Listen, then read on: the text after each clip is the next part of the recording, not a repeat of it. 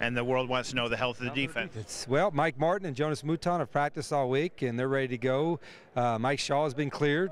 He should be ready to go. And I think Taylor Lewan be ready to go. Even though he won't start, I think he'll be ready to go. That's good news.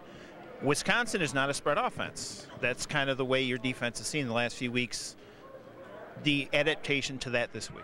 Yeah, certainly we have to adjust, and they're a little trickier than some people say. All they do is run downhill, and they'll do that, but they'll do a lot of other things offensively as well. We just got to be really disciplined. The biggest key for us defensively is getting off blocks and making plays. Does their size concern you? A little bit, but I think they have a size advantage on everybody. But we've got to be quick off the ball. We've got to be quick in our redirection and getting off blocks, and certainly we got to tackle well.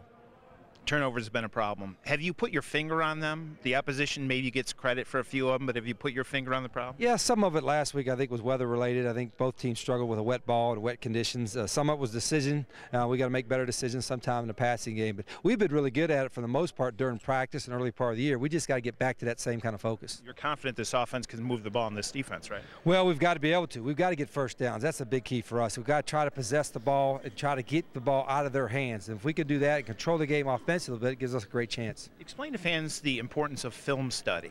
Obviously, it's different at this level than it is at high school. Do you and your staff teach kids what to look for? Do they know a lot on their own? How does it work? Yeah, they'll spend about 45 minutes a day or a half hour a day with our coaches watching film, and that's so important. The coaches, we spend about 5 or 6 hours a day watching it, and not only watching the film, but teaching them how to watch the film themselves. And an experienced player can do that. With all that inexperience, we're teaching our guys how to watch it on their own as well, and they're slowly starting to get that. An example, your young defensive backs. What do you try to teach them when you're looking at film? Well, certainly when they're watching themselves, some of the techniques and fundamentals they can get back. Also watching their opponents, seeing certain tendencies, seeing how they run pass patterns, see if there's any clues on how wide the wide receiver splits are in relation to what routes they're running, and all those kind of things. They have to be able to recognize that in the game and make a decision very quickly.